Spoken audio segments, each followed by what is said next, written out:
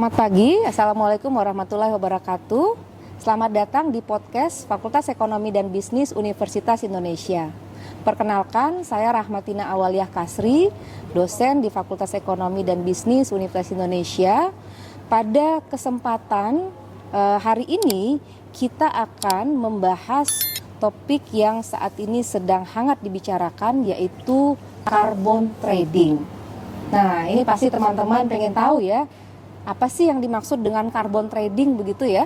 Karena kalau dulu bicara trading, perdagangan, biasanya perdagangannya kan barang dan jasa ya. Tetapi sekarang yang diperdagangkan adalah sesuatu yang namanya karbon. Nah, karbon ini kan biasanya ada di di udara begitu ya. Kita pelajarinya dulu di fisika dan kimia, tapi ternyata sekarang menjadi sesuatu yang bisa diperdagangkan begitu. Dan alhamdulillah pada hari ini kita sudah kedatangan salah seorang narasumber yang tentunya merupakan pakar di bidangnya. Nah, Ibu Desi Yuliana, saya panggil Desi aja ya, karena ini adalah teman baik saya, teman seangkatan ya. Nah, mungkin sedikit ya menceritakan mengenai Desi. Desi memiliki pengalaman lebih dari 17 tahun di bidang project origination, investment, strategic business, dan accounting. Desi telah melakukan inisiasi project-project hijau, mendirikan tim, source deal, analyze financial risk, dan memberikan rekomendasi untuk risk mitigation terkait dengan green project. Ekspertisnya meliputi carbon project, kemudian project finance structuring, strategic business leadership. Wah, ini banyak sekali ya. Ini bisa panjang nih kalau saya sebutkan ya satu persatu. Nanti mungkin bisa ditambahkan sendiri ya. Tapi yang jelas saat ini beliau merupakan Chief Operating Officer dari Carbon X Investment Ltd. Nah, ini juga mungkin nanti bisa diceritakan sedikit ya, karena namanya Carbon X gitu ya. Kita taunya X, ini Carbon X begitu. Sementara pendidikan beliau Bachelor of Accounting Universitas Indonesia 2002 dan Master of Business and Information Technology University of Melbourne 2009. Nah, saya mungkin langsung saja, mungkin Desi ceritakan sedikit mengenai kenapa sih bisa terlibat di Carbon X gitu ya, perdagangan karbon. Dulu boleh, kan akuntansi ya. Iya, boleh. Sebelumnya mungkin saya mengucapkan terima kasih dulu terhadap undangannya, bisa sharing-sharing di podcastnya FEUI ya. Iya, FEUI. Oke. Ya, thank you Rahma. Jadi kapan saya mulai Carbon X itu waktu lebih dari 2 tahun lah ya. Carbon X itu sudah didirikan lebih dari 2 tahun. Kenapa saya tiba-tiba dari accounting atau investment ya, sebelumnya saya di private equity juga, itu tiba-tiba ngurusin lingkungan gitu ya. Iya, gimana itu ceritanya? Jadi waktu saya di private equity, dulu saya private equity oil and gas. Masih brown ya, masih brown lah, brown sector ya, brown sector oil and gas. Ketika saya di private equity, saya kan banyak melakukan analisa juga kan, analisa market. Karena waktu di private equity saya perlu menunjukkan berapa sih, karena ini akuisisi, merger and acquisition ya. Jadi berapa sih nilai suatu perusahaan yang potensial, yang kandidat yang kita beli gitu ya. Berapa valuasinya? Tentunya kalau mau valuasi kita harus lihat juga marketnya gitu ya. Betul. Nah, dari situ saya melihat kayaknya renewable energy is something yang bakalan diperlukan lah buat Indonesia gitu ya. Terutama terkait energy security. Nah, habis dari private equity itu saya 6 tahun, saya ingin melanjutkan karir saya pokoknya di renewable energy. Oleh karena itu saya masuk di alhamdulillah masuk di namanya Global Green Growth Institute. Itu adalah seperti mini UN lah gitu ya. Jadi merupakan organisasi internasional yang anggotanya merupakan negara-negara. Negara-negara ya. Ya, sama seperti UN. Nah, saya di sana sekitar 6 tahun ya, ngurusin dulu tuh ya solar panel, orang nggak tahu ya solar panel. Iya, zaman dulu orang ya masih jarang. Jadi ya. saya banyak melakukan awareness ya, dan juga banyak sosialisasi ke pemerintah daerah dan melakukan feasibility study. Dulu juga nggak banyak private sector yang mau terlibat di energi terbarukan gitu ya. Karena mahal ya. Masih mahal waktu Masih itu. mahal betul. waktu itu. Jadi saya melakukan banyak feasibility study di daerah-daerah, dan setelah itu studinya ini visible. Visible karena dulu di daerah itu pakai banyaknya, mungkin sampai sekarang ya, itu pakai diesel. Diesel tuh mahal. Iya. Ya, jadi dan apalagi kalau harga minyaknya lagi mahal. Iya, betul. Ya, jadi waktu itu saya ya melakukan awareness raising sama juga matchmaking antara pemerintah dengan sektor swasta, ya, untuk melakukan investment. Nah, selain energi tentunya ya saya juga terekspos lah ya dengan sektor lain. Salah satunya sektor kehutanan. Oh, kehutanan. Ya, jadi wah, akuntan masuk hutan ini. Iya. Jadi, nah waktu itu ada, waktu itu mantan bos saya lah ya. Ini kita mau ada gabungan investor mau mendirikan perusahaan karbon, gimana kalau misalnya Desi yang manage gitu ya perusahaan tersebut. Okay. Jadi ya udah saya jadi staff nomor 1 lah di Carbon X ini ya. Oke, mantap jadi, lah ya. Carbon X itu adalah perusahaan kita project developer. Project developer berarti yang memang mendevelop projectnya, mendevelop projectnya dan mengimplementasikan projectnya. Projectnya apa? Itu projecnya di sektor kehutanan. Saat ini ya kita fokusnya di sektor kehutanan. Ngapain? Itu kita mengkonservasi hutan. Jadi hutan yang ada jangan sampai dikonversikan, bisa ke industrial logging wood gitu ya, wood logging gitu ya, atau ke biasanya pertanian masyarakat. Bagaimana caranya itu lumayan kompleks ya. Jadi tetap menjaga hutan, masyarakat supaya mereka tetap juga mau menjaga, kita harus memberikan banyak alternatif livelihood buat masyarakat di sekitar hutan kan. Seperti itu. Dan untuk hutan yang sudah terdegradasi, itu kita ada rehabilitasi, lakukan penanaman. Jadi basically secara simpel itu ya yang dikerjakan Carbon X, walaupun sebenarnya nggak sesimpel itu, banyak banget kegiatan-kegiatannya agar hutan yang ada di proyek kami itu tetap terjaga. Hutan yang rusak bisa kita rehabilitasi gitu. Itu butuh banyak kerjasama dengan pihak-pihak terkait gitu. Saat ini kita punya 2 proyek, ada di Kalimantan Barat, sama satu lagi di Maluku. Kalimantan dan Maluku ya. Betul. Proyeknya apa itu?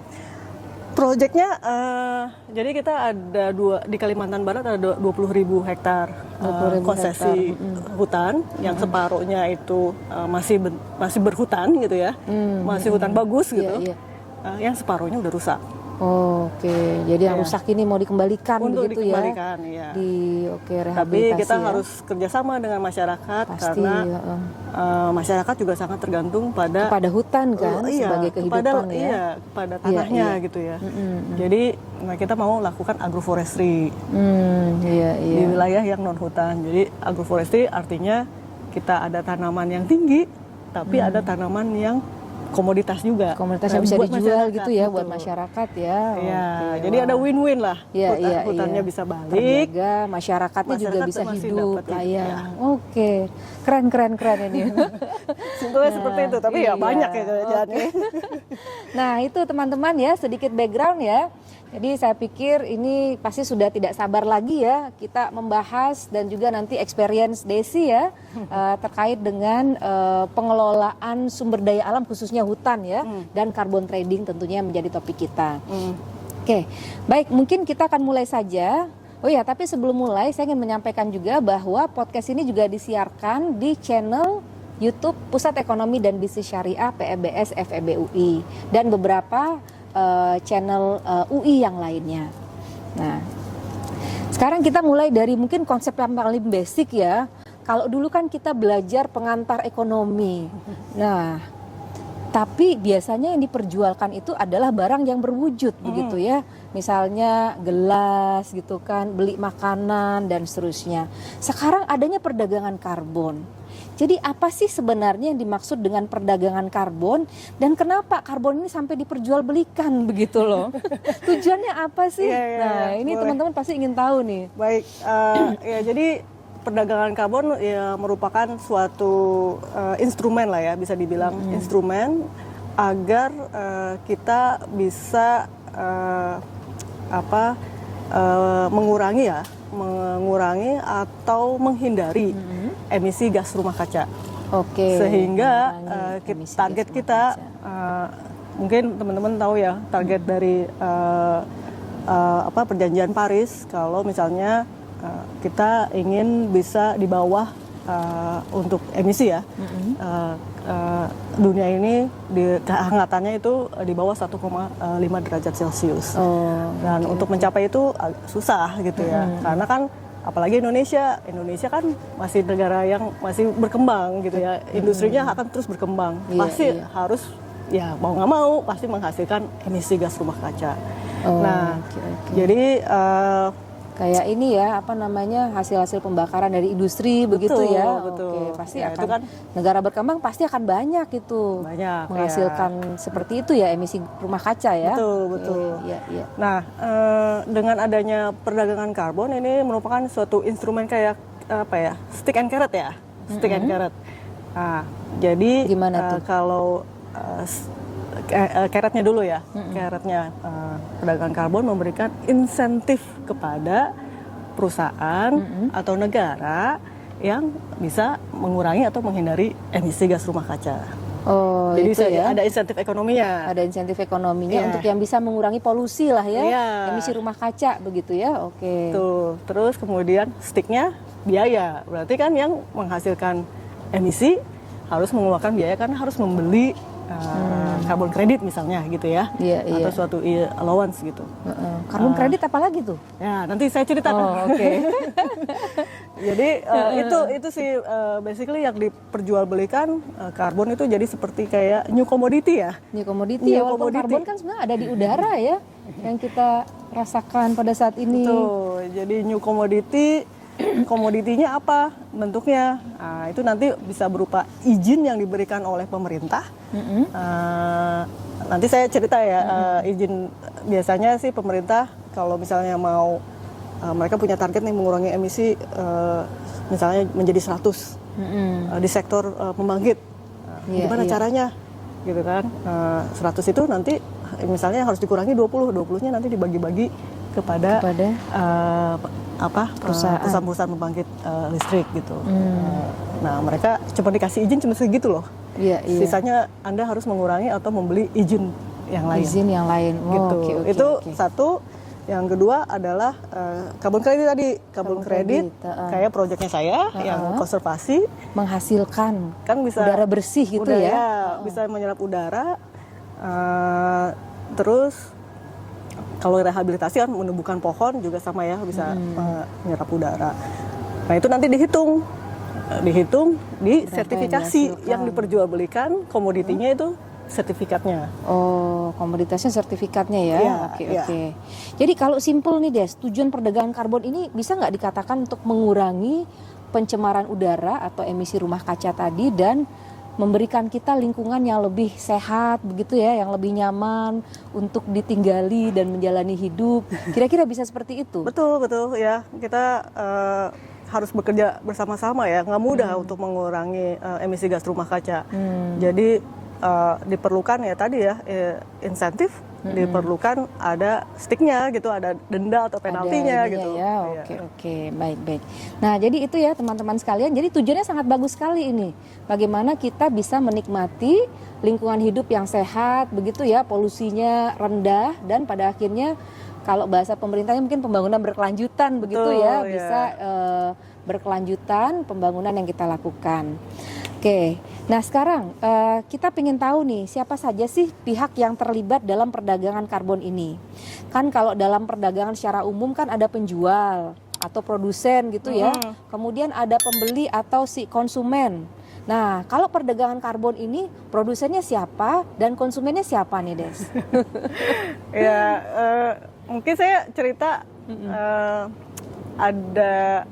Sebenarnya sih produsen konsumennya pasti ada siapa yang banyak mengeluarkan emisi sama supplier ya, siapa yang bisa menangkap emisi gitu ya, atau menghindari emisi gitu. Jadi itu konsumennya mereka adalah yang menyebabkan polusi gitu ya, emisi ya. Okay. Nah, siapa saja yang terlibat?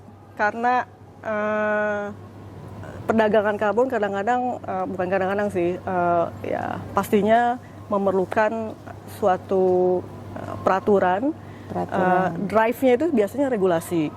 Ya. Jadi pemerintah itu menjadi salah satu aktor yang utama. Aktor utama. Kemudian tadi pelaku usaha yang mau yang bisa mengurangi emisi, sama pelaku usaha yang mengeluarkan emisi gitu ya. Kemudian nanti mungkin dari pemerintah atau ada badan tersendiri harus memiliki standar-standar tertentu, jadi ada penetapan standar. Tadi kan standar, kita menghitung sesuatu yang tidak terlihat, itu harus ada metodologinya. Betul. Ada agent yang harus bisa menetapkan standar. Terus seperti kayak misalnya efek lah ya, ini siapa yang menyimpan gitu ya, betul. Dan siapa yang meregistrasi, ada jual beli itu dicatat di mana. Nah ini nanti harus ada registry system. Sistem pencatatan ya. Sistem pencatatan yang terpusat supaya teratur. Tidak ada double counting, udah dijual, masa dijual lagi?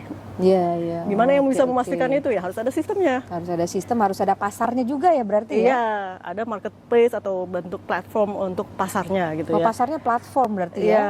Kalau di Indonesia bukan pasar kita seperti biasa ya? Kalau di Indonesia ada IDX Carbon. Dari IDX. Bursa Efek Indonesia sudah punya ya untuk bursa karbon begitu ya? Bursa karbon, betul. Oke. Gitu. Keren ternyata ya, Indonesia juga sudah sampai ke sana ya, bursa karbon. Nah, berarti kalau kita bicara ini drivingnya adalah pemerintah, peraturan pemerintah. Berarti kalau dulu kita belajar free market, ada invisible hands, ini nggak berlaku di sini ya, karena drivernya justru pemerintah sebenarnya ya. Iya, jadi karena tujuannya tadi ya. Iya. Nah, driver dari perdagangan karbon, kalau misalnya pemerintah tidak melakukan misalnya penalti gitu ya, itu kan susah create demand ya. Kita kan perlu kalau market pasti harus ada demand-nya. Iya, harus ada demand. Misalnya di Indonesia pasti kan tujuan utamanya sekarang masih pertumbuhan ekonomi. Betul. Negara berkembang ya. Iya, jadi kalau tidak diregulate, ya ngapain saya harus melakukan sesuatu yang lebih? Iya. Harus beli karbon kredit gitu ya. Buat apa kan menambah biaya gitu. Betul, jadi betul. Campur tangan pemerintah sangat penting. Sangat penting ya. Apalagi kalau pasar sudah terjadi jual beli di pasar gitu ya. Kalau misalnya tidak ada minimum atau floor price ya, pasti jatuh itu harganya. Nah, pemerintah juga perlu perlu mengatur supaya ada price yang minimum gitu ya, sehingga market bisa berjalan dengan efektif. Kalau enggak ya harganya jatuh, tidak ada project yang mau supply karbon kredit di masyarakat. Gitu ya, negara kita akan lebih banyak polusinya kira-kira begitu ya. Oke. Menarik ya kalau begitu. Nah, sekarang satu lagi nih Des. Kalau kita bicara pasar, selain penjual, pembeli, marketnya sendiri pasti ada harga dong, mekanisme harga. Nah, kita pengen tahu nih gimana sih menetapkan harga karbon gitu ya. Kalau di pasar kan gampang ya menetapin harga beras, harga telur, atau apalah barang sehari-hari, kopi begitu ya. Tapi karbon ini barangnya aja nggak wujud gitu ya. Menentukan harganya ini seperti apa nih caranya? Ya, harganya sama sih ya seperti pasar ya. Karena pasar juga jadi tergantung demand ini, supply demand, jadi sangat tergantung supply demand. Kalau kebanyakan supply pasti harganya turun. Kalau tidak ada supply harganya naik. Itu framework pasar sama aja gitu dengan pasar karbon. Nah, cuma nanti mungkin dari segi project gitu ya, kan pasti ada. Sama lah kalau mau kita produksi barang ya, ada COGS-nya ya. Iya pasti, ada HPP ya. Betul. Nah, dari segi project mereka harusnya sudah bisa mengira-ngira kira-kira harga yang fair buat mereka itu berapa. Karena sudah ada tuh cost of production. Biaya produksinya berapa gitu ya, mungkin margin, keuntungan yang didapatkan. Jadi bisa bentuk pasar dan dari project juga bisa menentukan nih minimum price-nya saya bisanya segini gitu. Iya. Gitu. Dan Ya tadi terus juga penting dari ada intervensi dari pemerintah supaya pasarnya harganya nggak terlalu turun begitu ya. Betul. Iya, cukup inilah ya, bisa memenuhi biaya produksi produsen gitu ya, dan juga nggak terlalu berat bagi si konsumen perusahaan yang mengeluarkan emisi ini. Oke. Berarti ini memang sebuah pasar yang valid ya, perdagangan yang valid ya, karena ada barangnya karbon tadi, ada penjualnya yaitu yang menghasilkan karbon begitu ya, atau emisi menghasilkan karbon ya, menyerap karbon. Nah, maaf nih karena baru juga ya, saya juga baru belajar ini pagi ini. Kemudian ada penjual dan pembeli, ada harganya juga yang tergantung kepada demand dan supply, dan ada peran pemerintah di situ. Oke, jadi mudah-mudahan ini konsep dasar dari perdagangan karbon ini teman-teman bisa pahami ya.